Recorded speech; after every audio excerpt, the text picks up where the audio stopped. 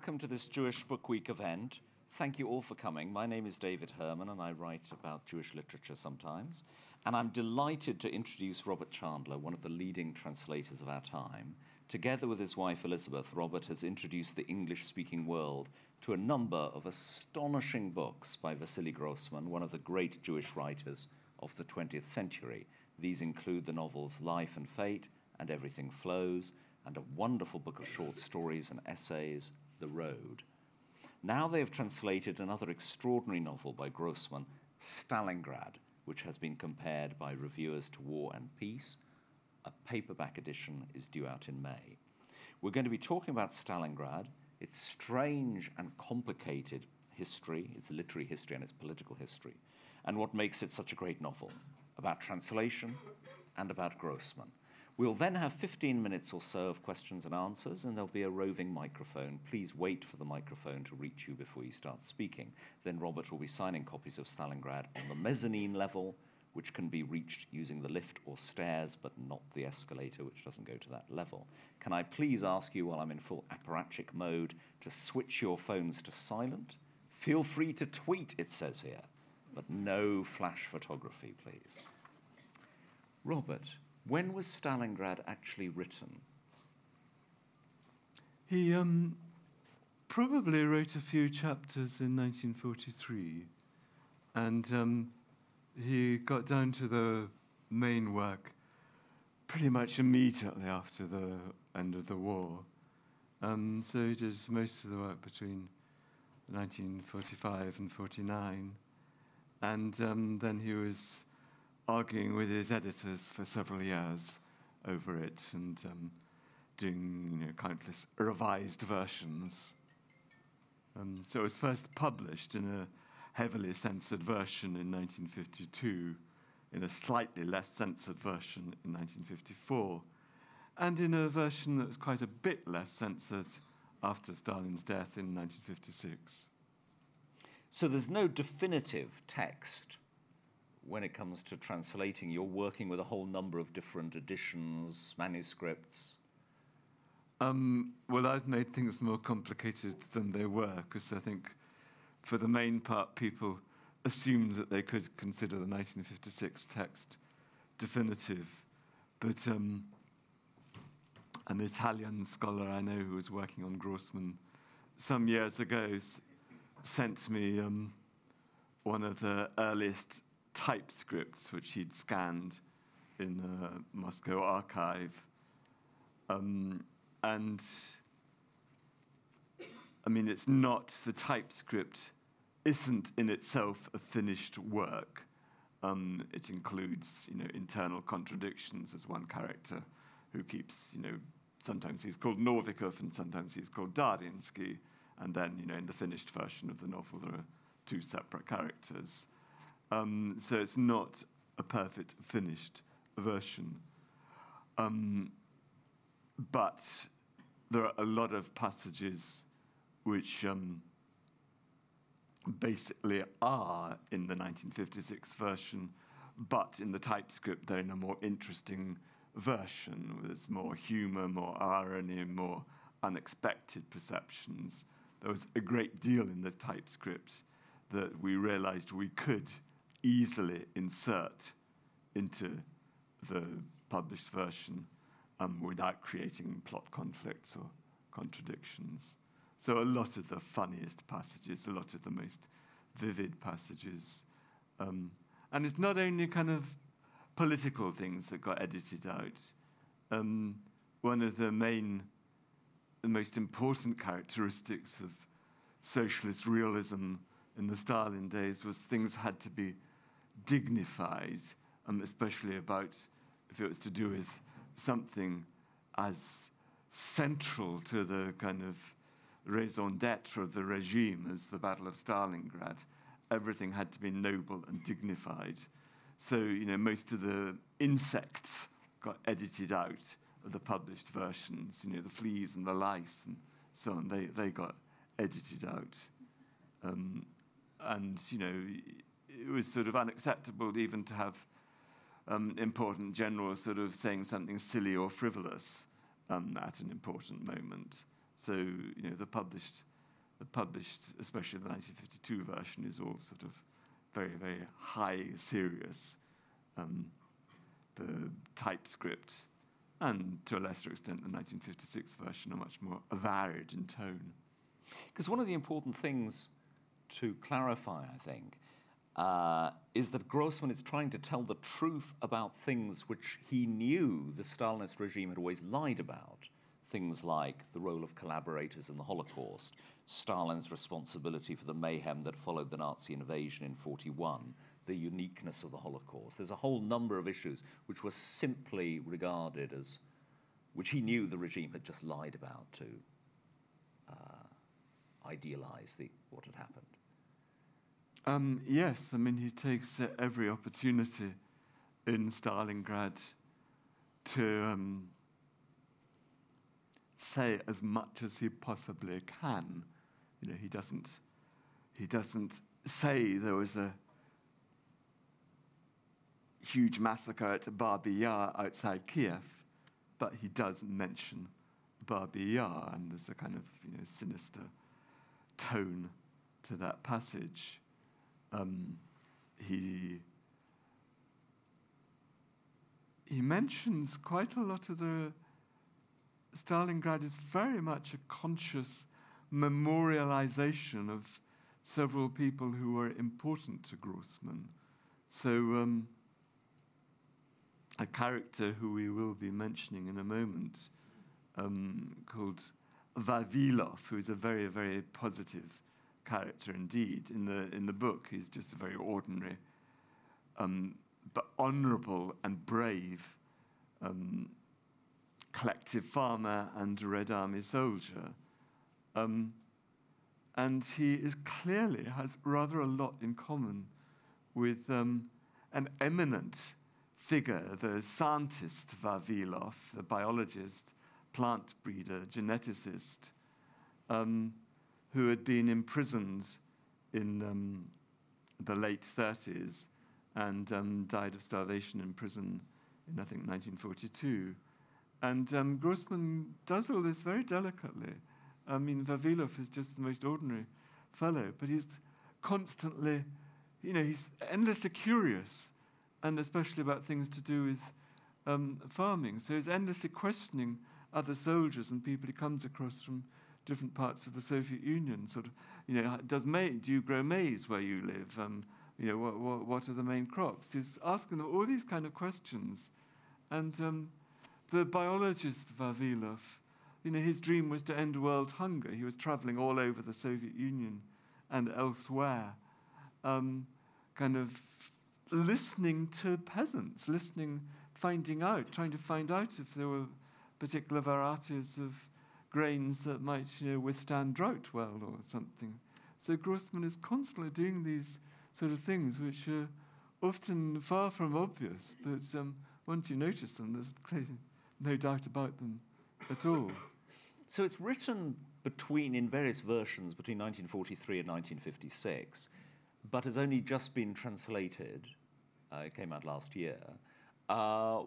What explains the delay, do you think?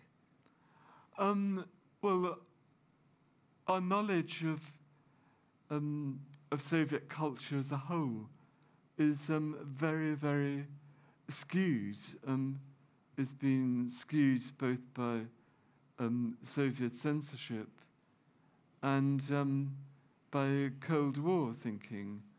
So, you know, the writers who are really well known in the West are those who, you know, some huge international scandal drew attention to them. So, Dr. Zhivago and, you know, the pressure on Pasternak not to accept the Nobel Prize, Solzhenitsyn being exiled, and so on. You know, they're the writers who first came to fame.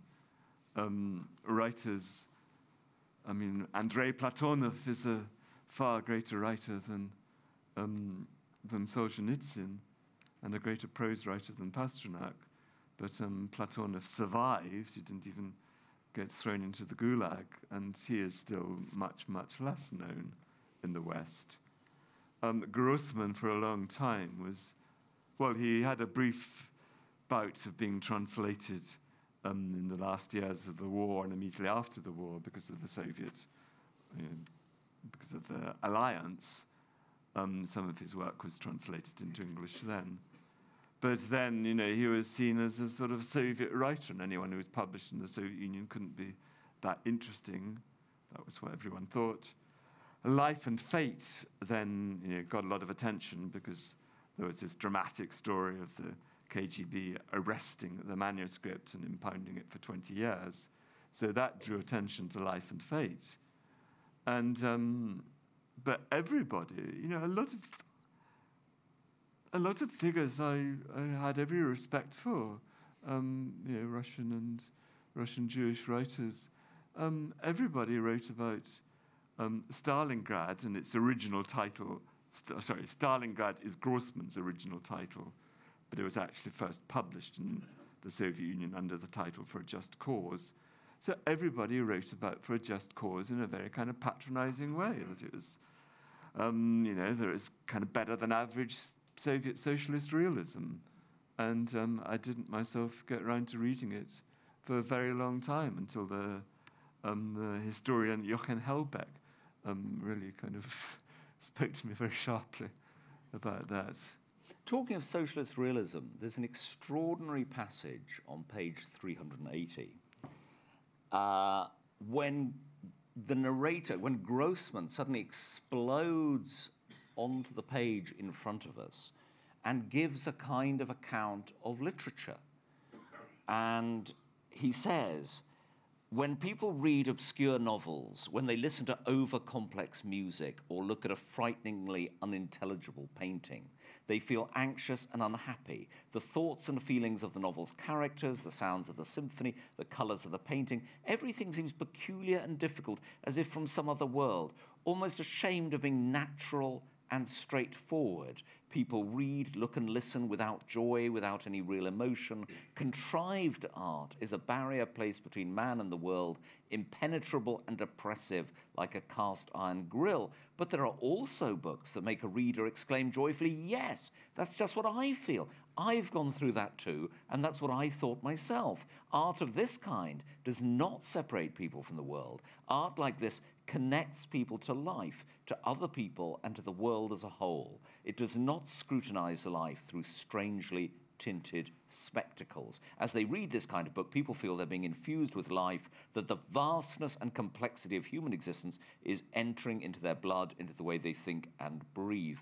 And he continues, which raises the question, what kind of writer was Grossman? What kind of writer did he think he was? How modern was he? How old-fashioned was he? This sounds very old-fashioned. Grossman, there are other passages a little bit similar to that in Grossman's work. And he did elsewhere compare some modernist poets whom he admired, like Mandelstam, but he spoke of them as being like jewelers rather than writers providing people with their daily bread. So he wasn't really that sympathetic to high modernism. He certainly was impatient with someone like Pasternak. The writer he loved most of all was Chekhov. But he's not to be sort of pigeonholed. Grossman recognized more than anyone, he recognized the greatness of Platonov. And Platonov is a very, very unusual writer indeed, much more so really than the kind of high modernists.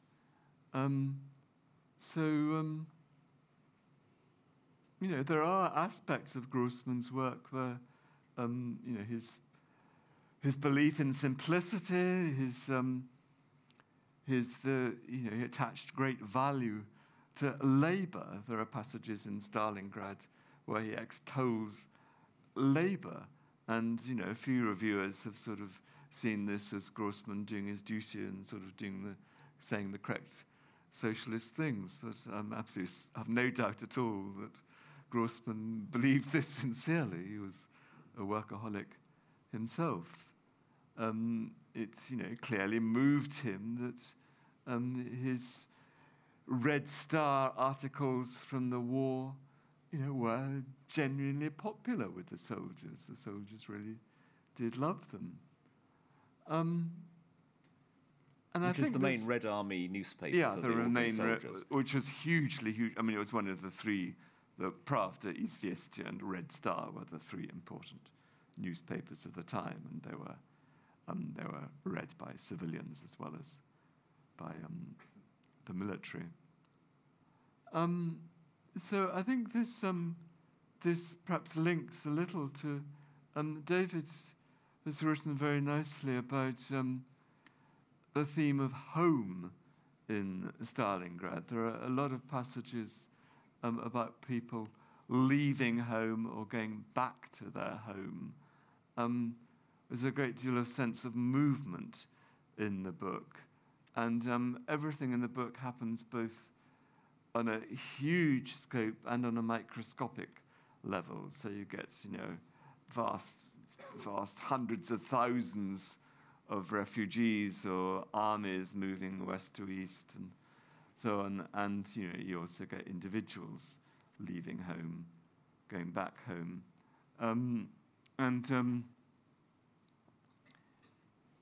Near the beginning of the book, we get some chapters to do with this peasant I've already mentioned, Vavilov. And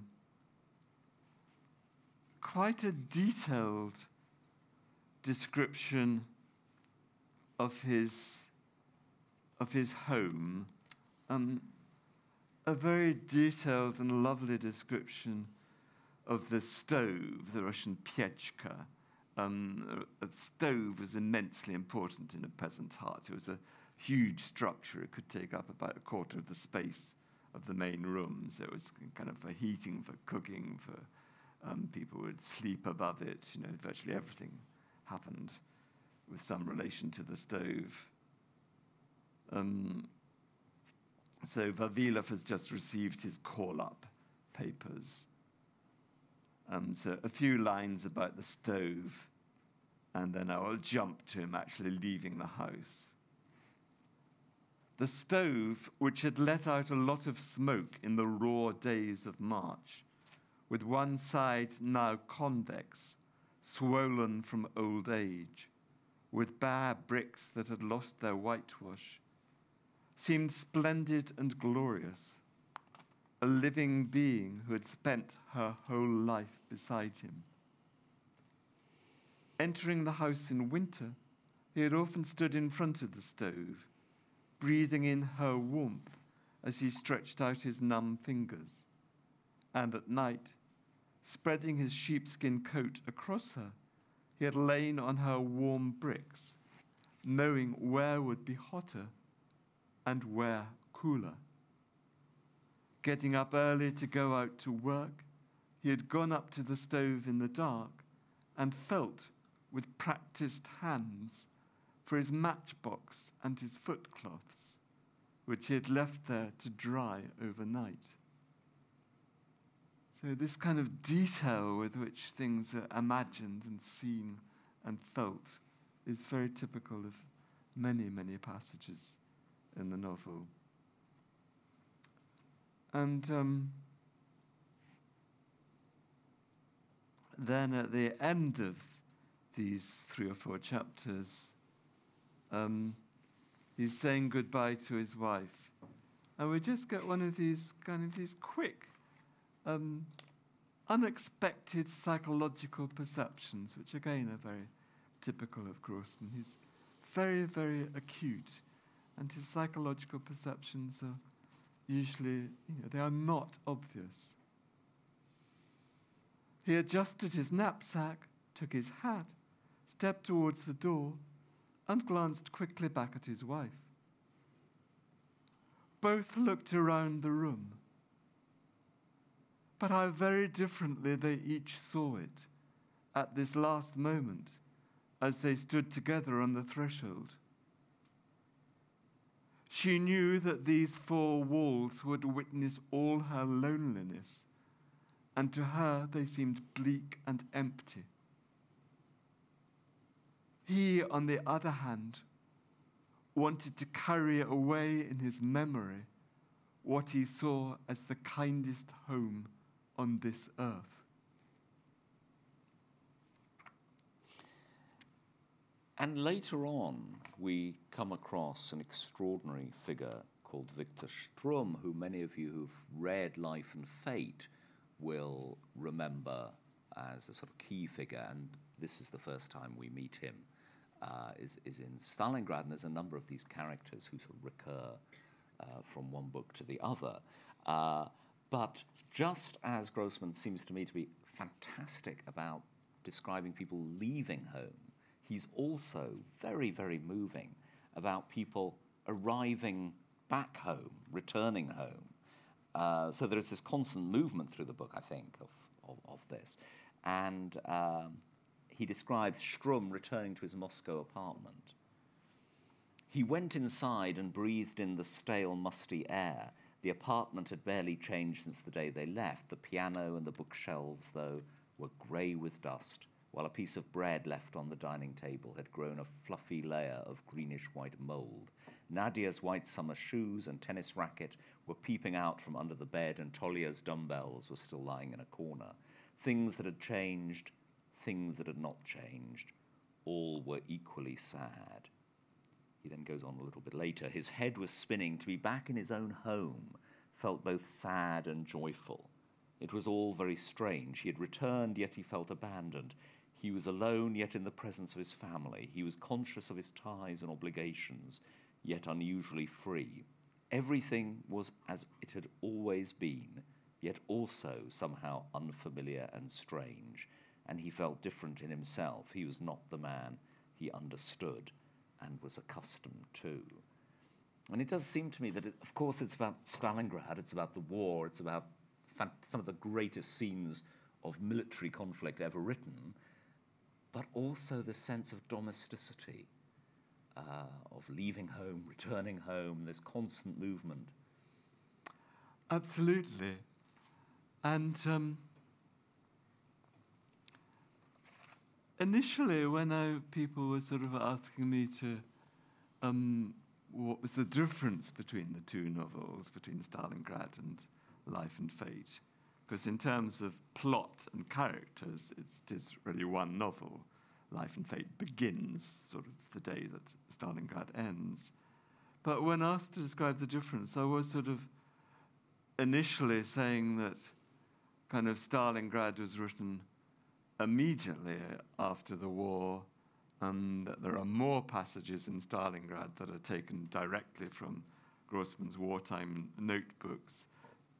So more just sort of unexpected, varied little vignettes, whereas Life and Fate was more of a kind of philosophical and moral statement. And, you know, I still hold to that to some degree. But there is a lot of, you know, unexpected philosophical thought in Stalingrad too, and kind of thoughts about history. There are quite a lot of mentions of Tolstoy in both novels, but particularly in Stalingrad, there is a passage which is it's an entire page that is really almost verbatim from Grossman's wartime notebooks. Grossman did himself visit Tolstoy's home, Yasna Polyana, twice during the war. I mean, just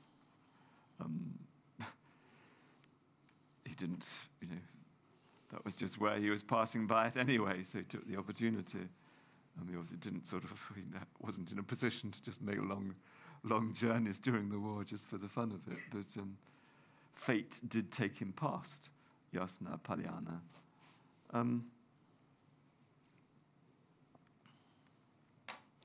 So here again we have a home that is sort of leaving itself, really, but also kind of thoughts about history.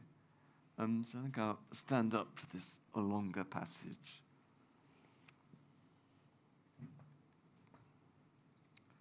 On the road to Tula, Krymov stopped at Yasna Polyana, which is Tolstoy's home and the Tolstoy Museum. The house was in the grip of feverish departure preparations. The paintings had been taken down from the walls, tablecloths, dishes, and books had all been packed. The hall was full of boxes, ready to be transported east. In peacetime, Krymov had once spent a day there with a group of foreign comrades. The museum staff had done what they could to create the illusion that this was a house where people still went about their daily lives. There were fresh flowers everywhere, and the dining room table was neatly laid. And yet the moment they all went inside, the moment Krymov put on the obligatory cloth overshoes and heard the pious voice of the guide, it became only too obvious that the master and mistress of the house were dead. It was not a house, but a museum, a sepulchre. But when he went inside this second time, Krymov felt that this was a Russian house like any other.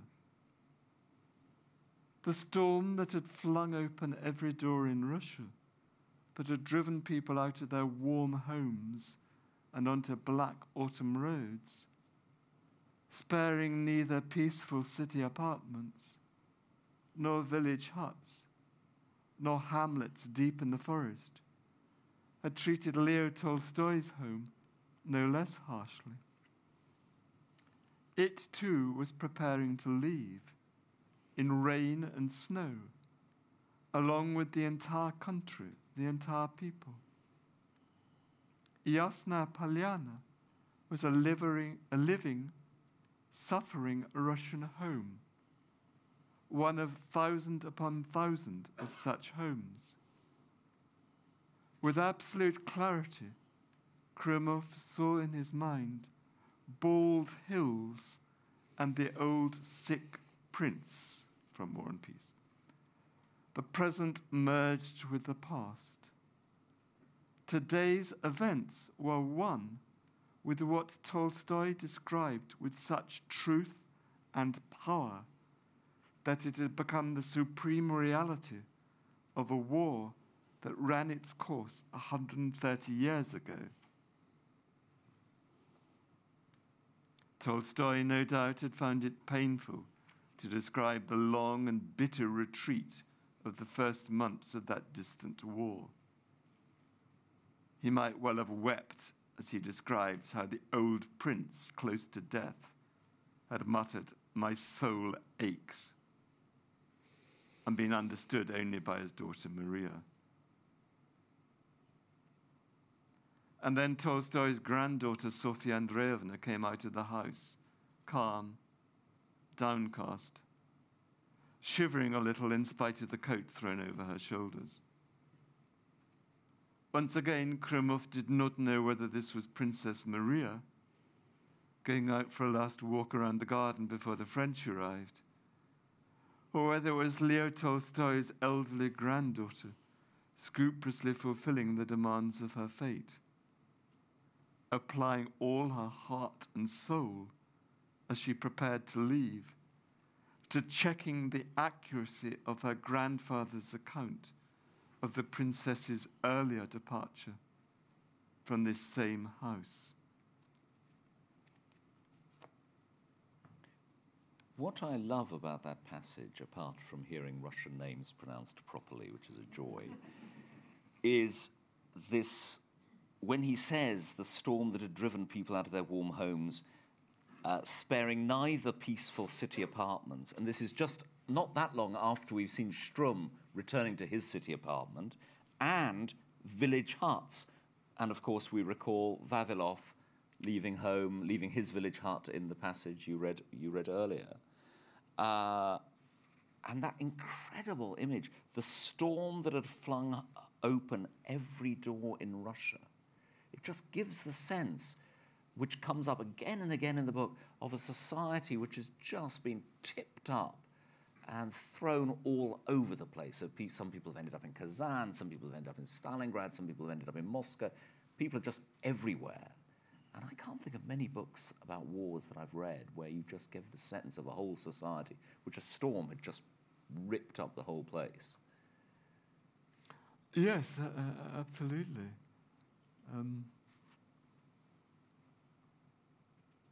And of course, he spends these years, these war years, traveling across, following with the Red Army from across Russia into Poland. From Moscow to Kiev,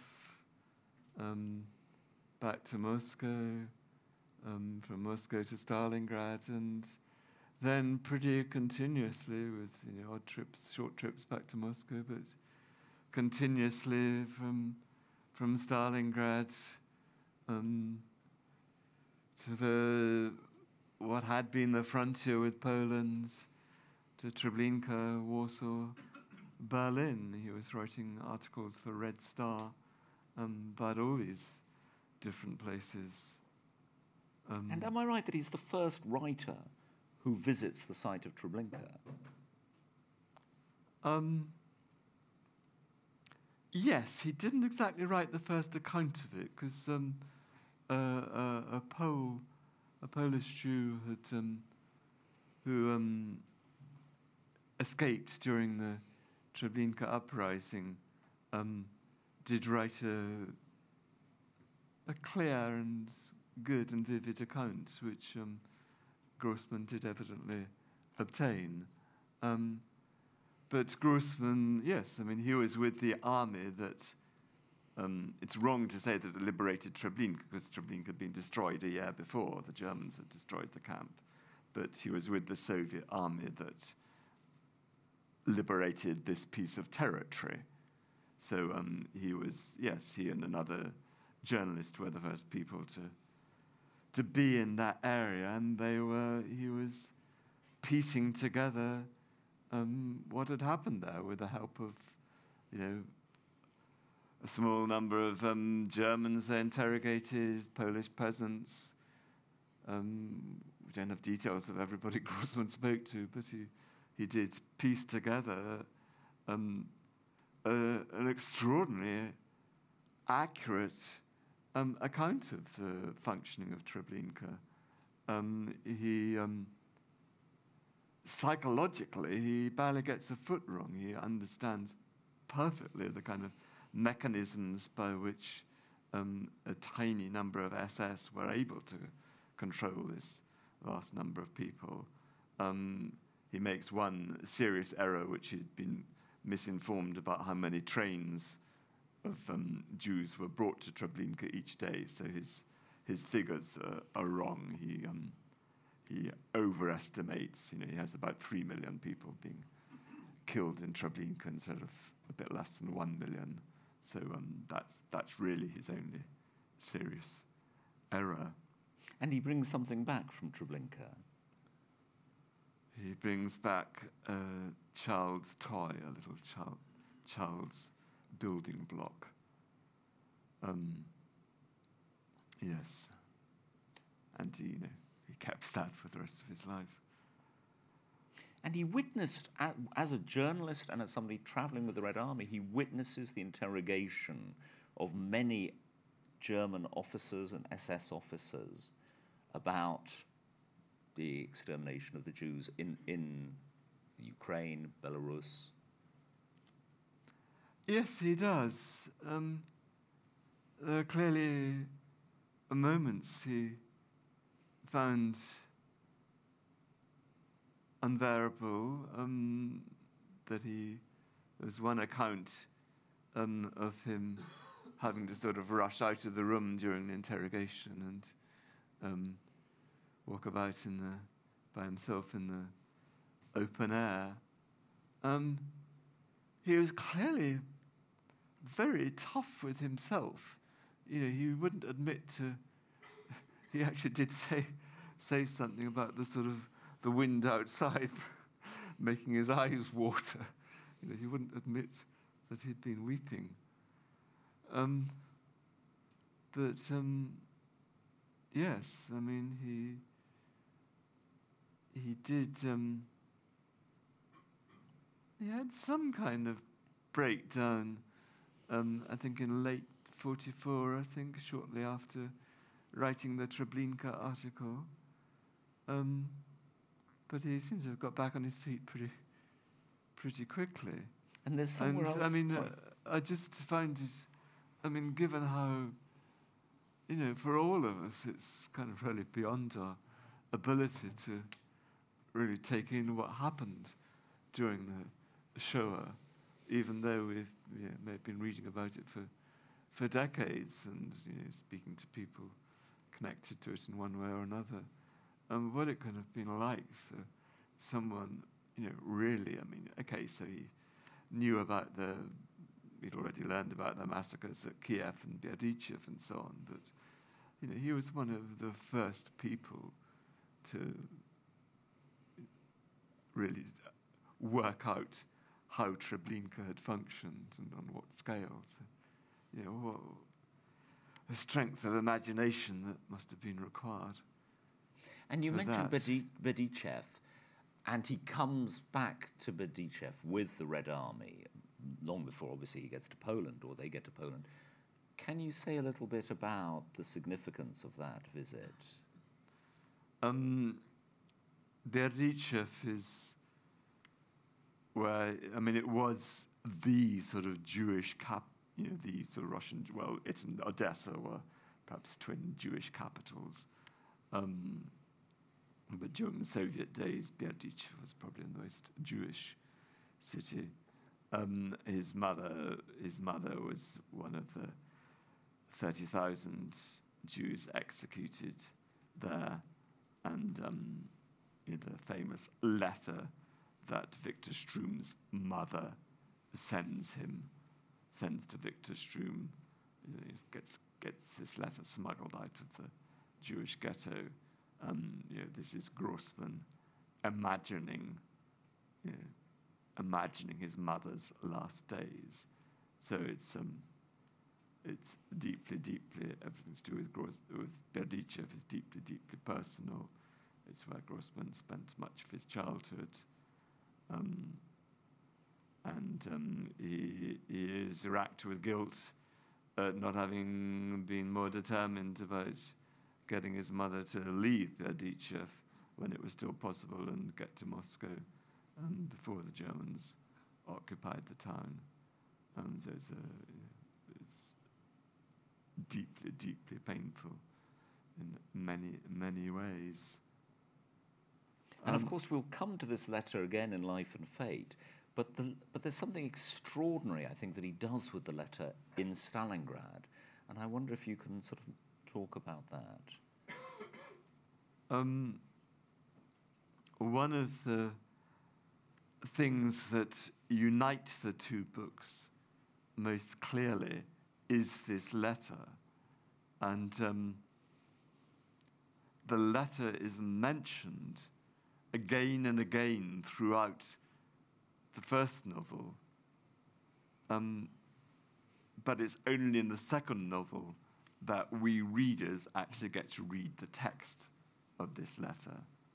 So in Stalingrad, we get told again and again about the letter's journey, how it gets smuggled out of the, it gets passed from hand to hand a number of times, so from the ghetto to a monastery, from there to an apartment in Stalingrad, from Stalingrad by plane to Moscow.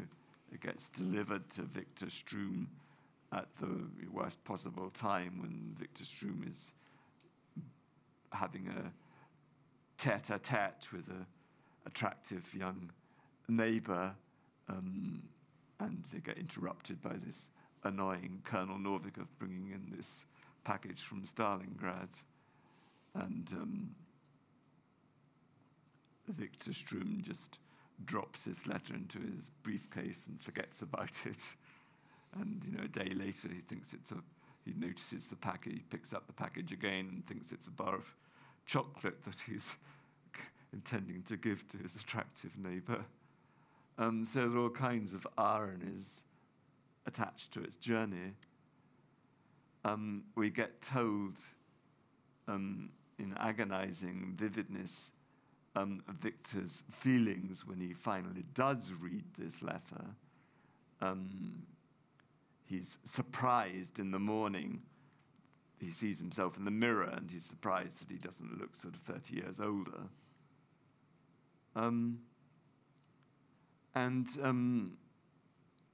But that's all we're told. And we're told that Victor is unable to talk about this letter to anyone in his family, to anyone at all, even to other members of his family.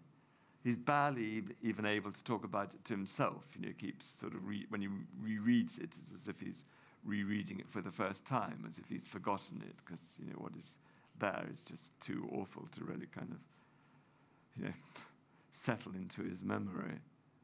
And I had always understood this as Grossman being extremely smart, really, in turning the censorship to his own advantage, because there was no way he could have published the letter, because there's too much in it, for a start, about local collaborators with the Nazis. So he couldn't have published it, and I'd always sort of taken it for granted that he just thought, well, rather than publish a bowdlerized version, I'll just leave a great glaring hole, and, you know, that will make its point. And then, you know, later he did get the chance to publish it. But actually, at another talk I gave, one of the audience suggested to me that maybe actually, just as Victor Strum wasn't able to really think about this very kind of coherently and consistently, maybe Grossman himself was actually unable to write the letter until several years later.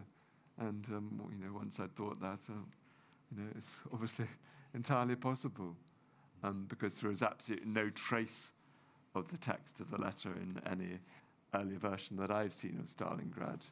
Whereas, you know, there are passages, the whole, you know, a chapter that many people see as central to Life and Fate, Nikov's meditation on senseless kindness, on good and evil and senseless kindness.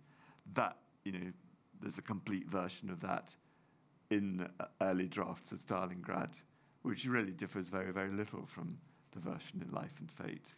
So, you know, Grossman did, you know, it's just one example of passages that Grossman did originally intend for Stalingrad, and then he realized you know, he couldn't get them into Stalingrad, and he just transported them into Life and Fate. But, you know, there does not seem to be any early draft of that letter, so it is quite possible that Grossman didn't start writing the letter till he was really, you know, getting down to Life and Fate in the mid-1950s. I'd like to now to just move away from the letter and back again to this just another aspect of the kind of sense of history that one keeps getting in this novel, and of characters aware of their kind of place in history.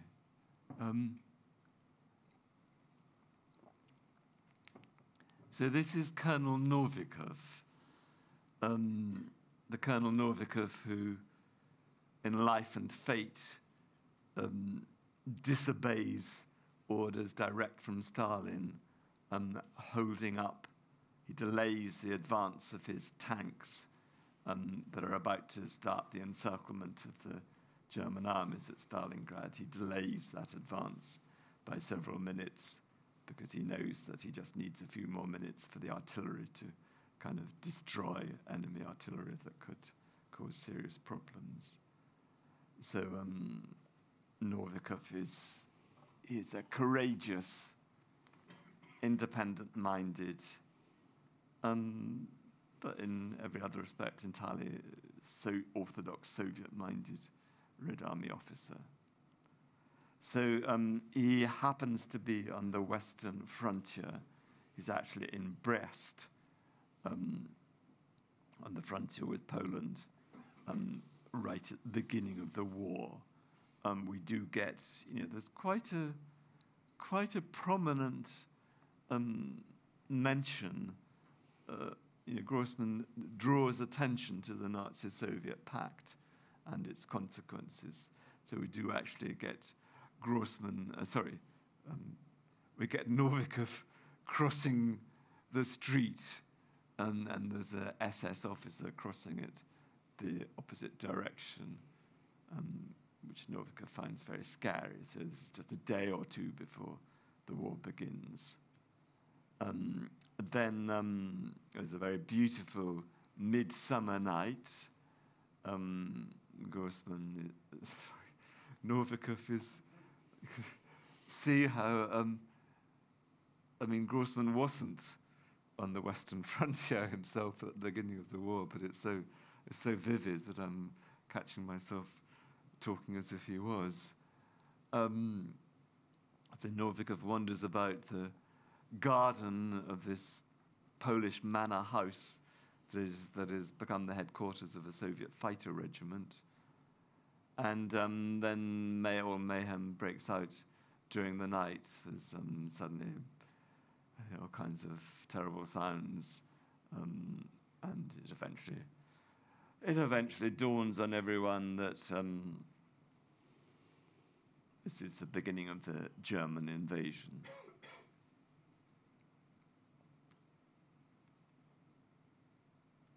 Soon after this came a moment that lodged itself in Novikov's memory with a particular sharpness and precision. As he hurried after the pilots dashing towards the airstrip, he stopped in the middle of the garden where only a few hours earlier he had gone for a stroll. There was a silence during which it seemed that everything was unchanged. The earth, the grass, the benches, the wicker table under the trees, a card chessboard, dominoes still lying scattered about.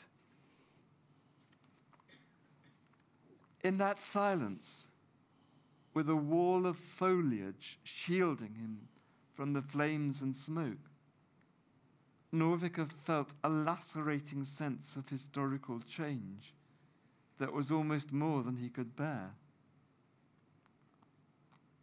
It was a sense of hurtling movement, similar perhaps to what someone might experience if they could glimpse, if they could sense on their skin and with every cell of their being, the earth's terrible hurtling through the infinity of the universe. This change was irrevocable, and although only a millimeter lay between Novikov's present life and the shore of his previous life, there was no force that could cancel out this gap. The gap was growing, widening.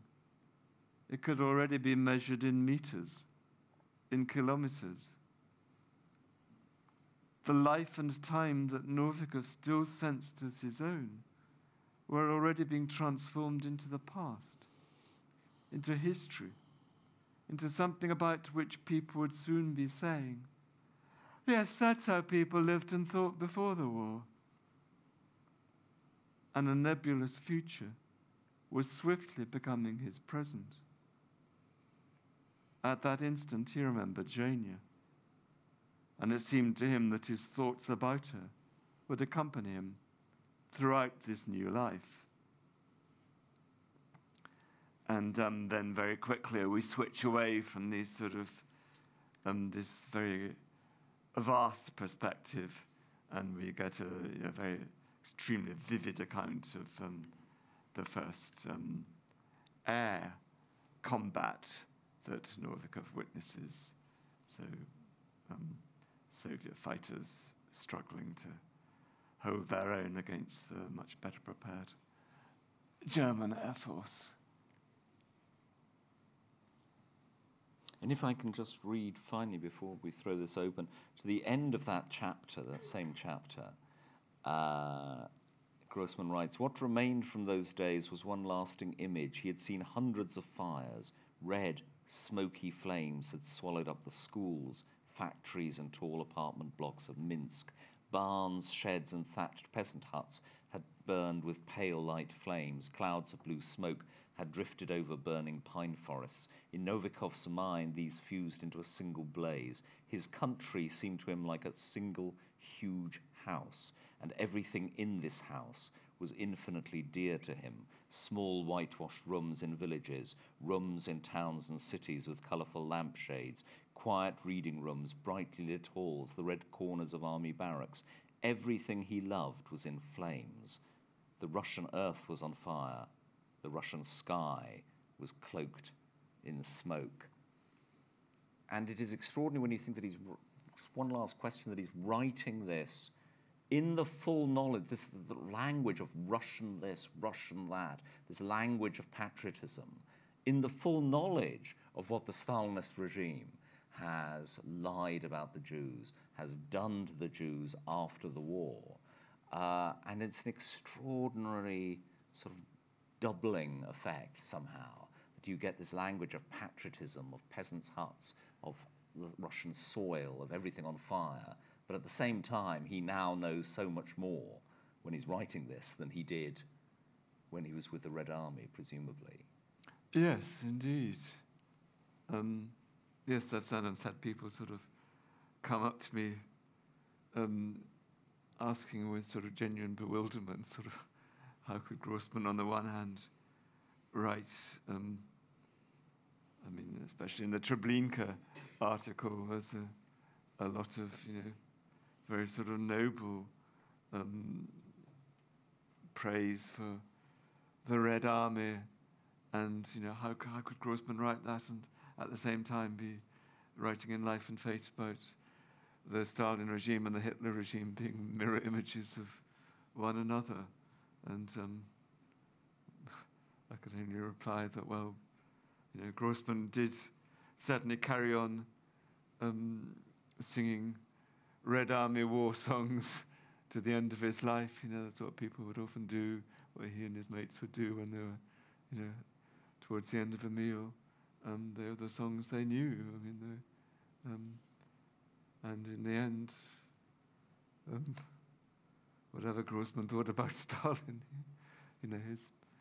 his loyalty was with the Red Army, and if he had to make a choice, and he did, that was where his loyalties lay. Thank you, Robert. We have a few minutes for questions, if anybody would like to ask something. Otherwise, we'll just carry on happily for the next few minutes. There's a lady with a roving microphone over here. So the gentleman over by the wall.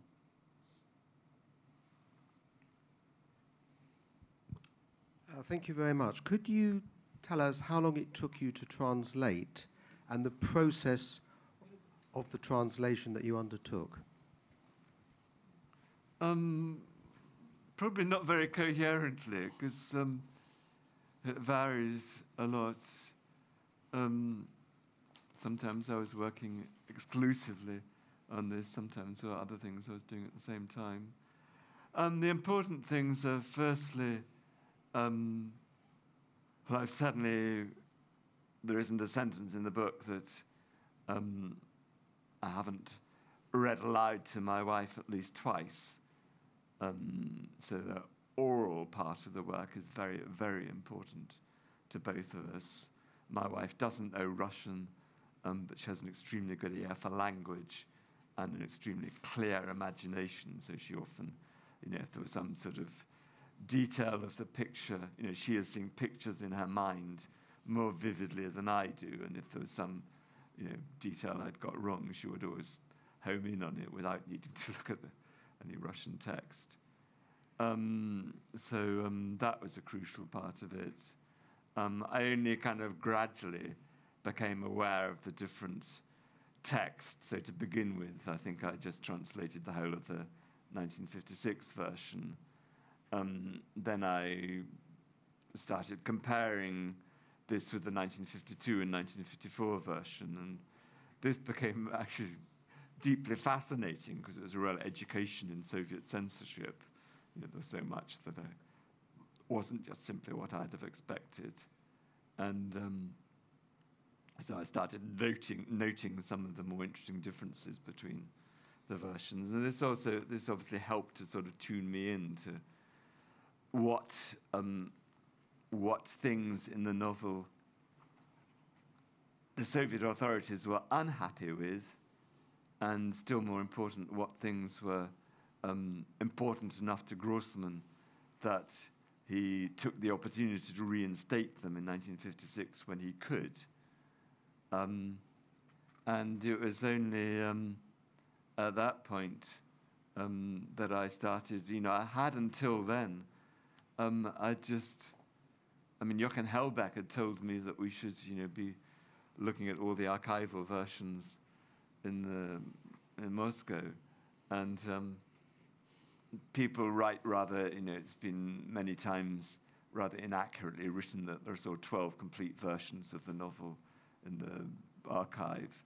And I'd just taken the attitude that I, couldn't spend my whole life. I'd just go crazy if I was going to try and compare 12 different versions of a 1,000-page novel. So my initial impulse had been to stay with the 1956 version. But then one of the Moscow scholars who has done a great deal to help me, Yuri Bityunan, he did sort of give me a few pages of invaluable guidance as to kind of which of these versions really were important, which were in effect just kind of rather unimportant proofs for a particular publication, which were just kind of very, very heavily compromised versions that Grossman came out with when he was really under pressure from his editors. So Yuri kind of brought it home to me that there was one typescript that really was by far and away the most important one. So, nearly everything that we inserted into the novel, we took from that typescript. There are a few bits we took from other typescripts, but very few. So that was just a sort of a constant process of just asking myself, will this passage, firstly, can I see a reason why the Grossman's editors stroke censors would have wanted to omit it? Because I didn't want to omit passages that Grossman might himself have been happy to omit. So, was there good reason to think that Grossman would have wanted this passage included, and could it be included without creating plot conflicts with life and fate? So there were some passages that couldn't be included. So, for instance, the German governess, Jenny Genrichovna, in Stalingrad, in the early drafts, she is living with the Shaposhnikov family in their apartment in Stalingrad. Extraordinarily bold on Grossman's part that he could even at an early stage imagine that he could have a German governess living with his main, the most important family, his book. And but anyway, Grossman clearly gave up on that idea, and so he there are a few lovely pages about Jenny Genrichovna, which I did regret not being able to include in Stalingrad. And there are 3 or 4 pages which Grossman did himself move with just a very, very few changes into life and fate. So, those are passages which I clearly couldn't include. And I suppose the other important aspect of the work of translation is what Russians call the realii. There are countless real-life detail. The thing, the food people ate, the uniforms, the things that were important to the Red Army soldier. I was fortunate about 2/3 of the way through the work to meet a young man who'd just done a PhD on the material culture of the Red Army during the war, so he was able to help me with a lot of those kind of questions. And very useful email forums. Sometimes, the kind of seemingly simplest question would elicit complex and even moving replies. So Russian ration cards during the war, there'd be the different categories of food. So some would be straightforward. Chlieb, bread, мясо, meat. But then there'd be this category, juré, fats. What the hell are fats? It just didn't seem enough to sort of to use that in a translation on its own. So, I felt the need to find out what this actually meant. And it turned out it could mean an enormous variety of things. My initial impulse had actually been to translate it as fatback, which is the kind of layer of fat on the back of a pig, which is actually a luxury product. We may feel squeamish about it, but Ukrainians especially, really, really treasure fatback. And that would have been a totally wrong translation, because only, that was only very, very privileged people would have been able to obtain fatback or butter. Still more privileged. Apparently, what this word most often meant for kind of most people would be this bizarre word, which, when I first encountered it, I thought it was some strange Asiatic, Central Asian word. I didn't know how to stress it. And I read it as kombizir, which sounded Asiatic to me. And it was actually turned out to be a portmanteau word. It's kombiniervene gir, combined fat.